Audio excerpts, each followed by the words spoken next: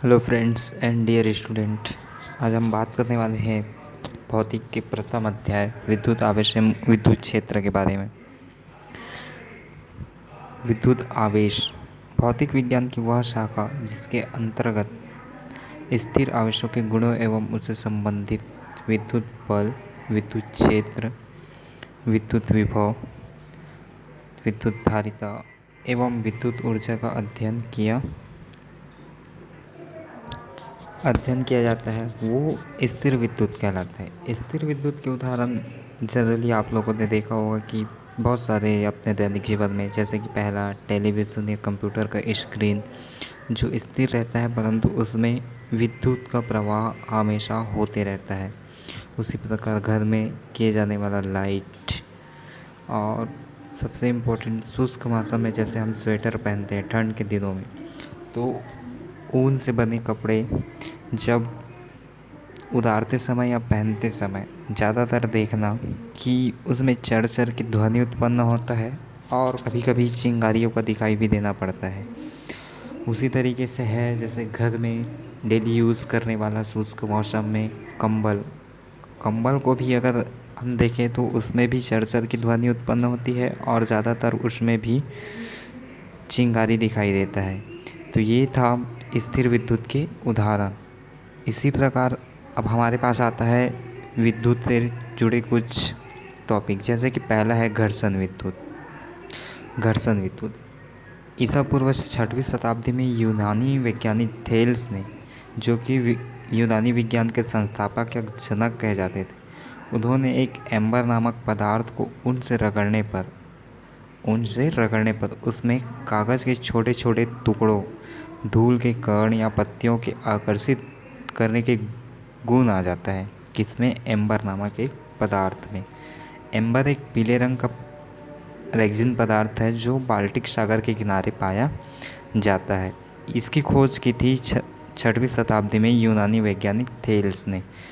अब इसी को आगे लेकर गए थे हमारे विलियम गिलबर्ट 16वीं शताब्दी 2000 वर्षों तक। उसके बाद आया सर थॉमस ब्राउन का, जिन्होंने इसको आगे लेकर गया।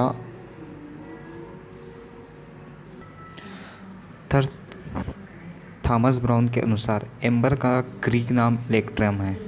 विद्युत ऊर्जा की परिभाषा उन्होंने दिया, उनके अनुसार है उस ऊर्जा को जिसके कारण किसी पदार्थ में हल्की वस्तुओं को आकर्षित करने का गुण उत्पन्न हो जाता है, विद्युत ऊर्जा कहलाती है। उस ऊर्जा को जिसके कारण किसी पदार्थ में हल्की वस्तुओं को आकर्षित करने का गुण उत्पन्न हो जाता है वो क्या कहलाता है? विद्युत ऊर्जा कहलाता है। जो रगड़ने या घर्षण से उत्पन्न होता है उसे घर्षण विद्युत कहते हैं। इस विद्युत के स्थिर होने के कारण इसे स्थिर विद्युत भी कहते हैं। इसके अलावा एक एग्जाम्पल और है, जैसे कि बचपन के दिनों में बहुत सारे देखे होंगे, एक कुर्सी पे बैठा रहता है, प्लास्टिक की कुर्सी पे, और पैर जो होता है ज़मीन पे होता है, उसे पीछे से किसी कपड़े या ऊन के कपड़े से क्या किया जाता है? पीटा जाता है। तो दूसरा व्यक्ति जब उसको टच करता है तो उसमें क्या होता है? झटका जैसा महसूस होने लगता है। ये होता है स्थिर विद्युत का उदाहरण।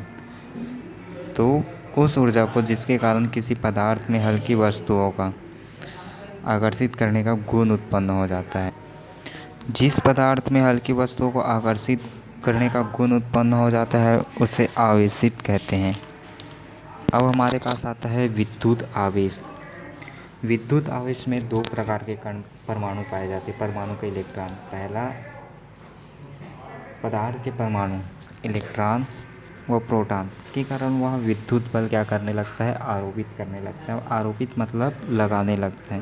तथा विद्युत बल पर प्रतिक्रिया बल भी आरोपित होता है। मतलब क्रिया के जस्ट विपरीत क्या होती है? प्रतिक्रिया बल भी आरोपित होती है।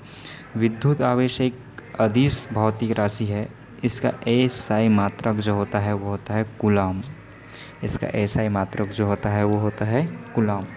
आगे इसके बारे में और अच्छे से जानेंगे। आवेशों के प्रकार, प्रतिकर्षण, आकर्षण। जब धनात्मक धनात्मक होता है तो क्या होता है, ऋणात्मक ऋणात्मक होता है तो क्या होता है, और जब धनात्मक और ऋणात्मक होता है तब क्या होता है, इसके बारे में जानेंगे। तो एक छोटा सा है प्रतिकर्षण। जब धनात्मक धनात्मक या जब धनात्मक और ऋणात्मक होते हैं तो उसमें क्या होता है, प्रतिकर्षण। जब सजातीय आवेश होते हैं तो उसमें प्रतिकर्षण होता है, परंतु जब विजातीय आवेश होते हैं तो उसमें आकर्षण होता है। आवेश दो प्रकार के होते हैं, एक होता है धन आवेश, दूसरा होता है ऋण आवेश। इसकी खोज की थी बेंजामिन फ्रैंकलिन ने 1706 से 1790 के बीच में।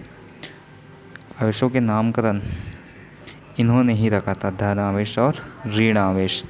धन आवेश में होता है कांच की छड़ को रेशम के कपड़े से रगड़ने पर कांच की छड़ में उत्पन्न आवेश को धन आवेश कहते हैं। मतलब रेशम के कपड़े से रगड़ने पर जो कांच की छड़ में उत्पन्न होता है आवेश, वो होता है धन आवेश। उसी प्रकार ऋण आवेश एनोबाइट की छड़ को ऊन के कपड़े या बिल्ली के खाल से रगड़ने पर एनोबाइट की छड़ में उत्पन्न आवेश को ऋण आवेश कहते हैं।